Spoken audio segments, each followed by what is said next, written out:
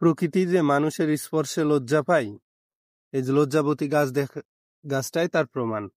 আজ আমি আপনাদেরকে প্র্যাকটিক্যাল দেখাবো। এই যে পাতাটা দেখছেন, এখন কিন্তু আমি স্পর্শ করিনি, এখন আমি স্পর্শ করব। স্পর্শ করার পরে কি হয়ে যায় পাতাটা তাই দেখুন।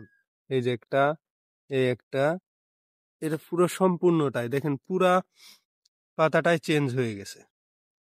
দেখছেন কেমন হয়ে গেছে আর আগে কেমন ছিল।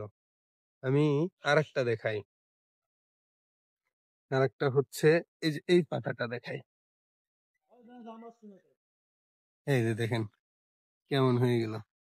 আরেকটা দেখাই, এই যে কত সুন্দর পাতাটা আছে।